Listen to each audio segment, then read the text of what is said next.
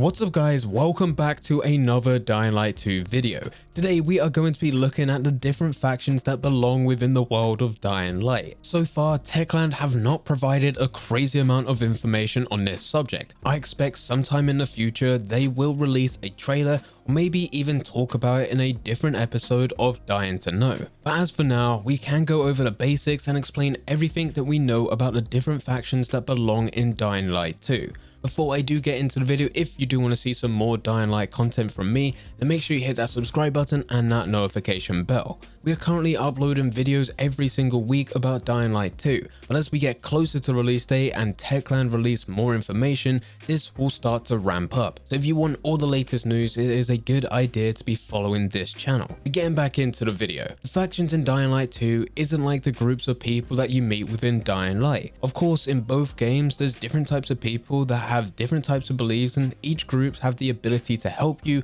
whilst also making things slightly difficult. But with Dying Light 2, it's on a whole other level. The total amount of factions within Dying Light 2 is not yet known, but we will be talking about 4 in this video.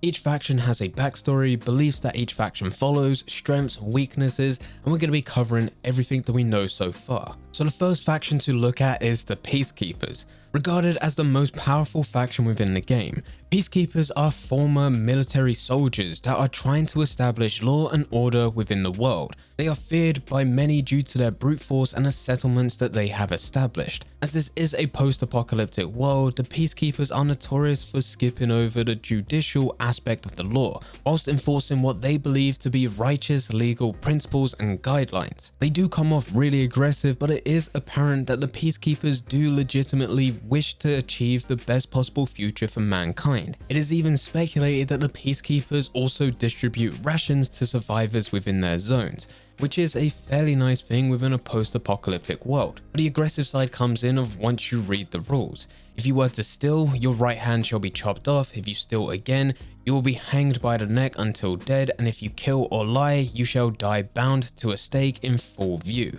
The Peacekeepers are extremely easy to spot. Even though the Peacekeepers are made up from ex-military, they have opted to ditch the uniforms and take up white and blue colors so they are easily identified. Their beliefs are also very simple. They just want every infected dead. Their main goal is to take over different districts, kill the infected within that district so it is a safer place to live. And as Aiden, you can actually join up with them. You can go to these different locations and you can help kill the infected. So the Peacekeepers, they are aggressive, but they have good intentions. The next faction to talk about is the Scavengers. The Scavengers are powerful and influential rivals to the Peacekeepers and appear to be polar opposites. They appear to be libertarians and individualists. The information that we have on the Scavengers isn't as in-depth as what we have on the Peacekeepers, but we can start bringing some stuff together because they have explained situations of where the Peacekeepers and the Scavengers are fighting. So for example, the Peacekeepers and the Scavengers are fighting for an abandoned swimming pool because it is a great place for an outpost. The Peacekeepers want to create a training ground there because it's easy to mop up the blood from the tiles, whilst the Scavengers want to start growing plants that can be used to produce fuel. They have this craftsman who understands that there are special types of plants that you can use to create biofuel, and this will power vehicles. See, with the Scavengers, they don't believe that what the Peacekeepers are doing is the solution to the world. They don't think that the new world can be built by killing every infected, because basically that's pointless. You kill some, but then some more are coming. So the Scavengers want to create a haven for themselves, a place where they can just fence themselves off from the infected. They want to build a place using their craftsman skills, using the building skills, and they think that if they build barriers high enough that they'll be able to keep the infected outside of their new world, and they can create their own self-sustaining community inside. So both the Scavengers and the Peacekeepers have good intentions, but they have different ways of doing it. And this is where the conflict comes in between the two groups. So far, the Scavengers and the Peacekeepers have been the two factions that have been talked about the most. But we have heard about 2 other factions, it's just been in a lot less detail. It has only been a paragraph which gives us a brief explanation of what they are and what they do. So the next faction is the Survivors. Survivors are wandering citizens that are known for being able to set up bases wherever they are located. They are experts at utilizing the surrounding elements in order to produce the essentials, but it appears they lack firepower compared to the other factions. We then have the renegades. Contrary to the ex-soldiers that the peacekeepers are comprised of, the renegades are all former prisons who follow under the strict colonel.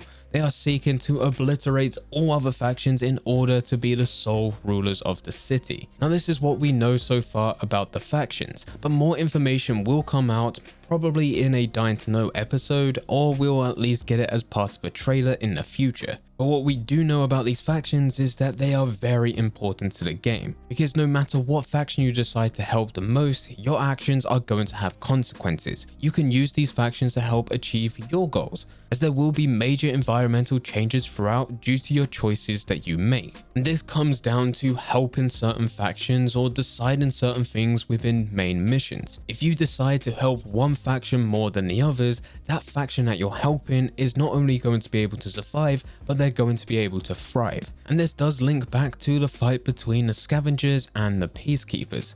We have the example already of them fighting over the swimming pool. The peacekeepers want to use it so they can train and kill the infected, whereas the scavengers want to use it so they can start growing different types of plants that can be used to create a biofuel. If you were to help the scavengers, you would unlock different types of plants which will help you create different types of drugs which will benefit you in conflict or just to go and heal yourself. And in addition to this, you could also start unlocking different types of vehicles, as now you have a fuel source. But if you was to help the peacekeepers, this would unlock a new training ground. A training ground where you could potentially learn new skills, unlock new weapons, and also help the peacekeepers fight for their sole belief, which is killing the infected. And this is just one example. There will be loads of different locations, loads of different safe houses, loads of different outposts which you can take over and then give to a different type of faction.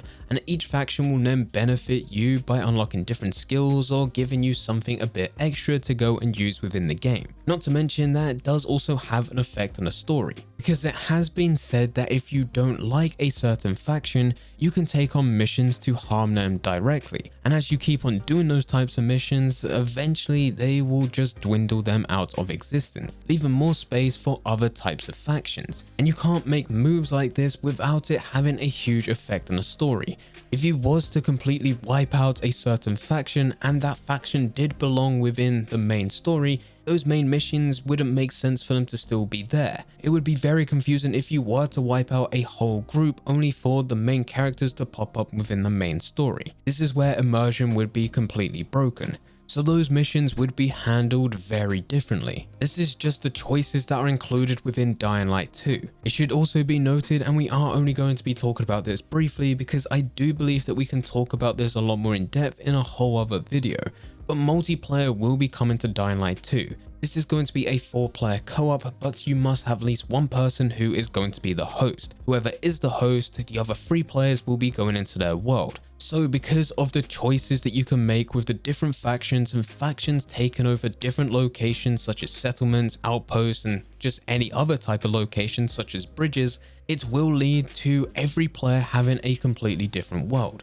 So once you do go into multiplayer and let's say that you are the host, your 3 friends could explore things that they've never ever seen before, see something that is entirely different to their world, and then once you go over to their world, you'll experience something completely different as well. This is a very good thing with the different factions that are included within the game and how it would link up to multiplayer and the narrative choices. So this is what we know about the factions within Dying Light 2. We've covered 4 different factions, being the Peacekeepers, the Scavengers, the Survivors, and the Renegades. 2 of them having a lot more information than the other 2, and there's also supposed to be other types of factions within the game. Those that aren't as big and some that have actually been described as wildcards. When more information does come out on these factions, we will be covering everything a lot more in depth, and we will go in the background of each and every faction. But today we have covered the basics. We've covered 4 different groups and how they all interact with each other, as well as also looking at the narrative choices, the multiplayer, and how everything can build a completely different world to what your friends will be building. If you do have any questions about anything that we talked about in this video, then feel free to leave them in the comment section down below.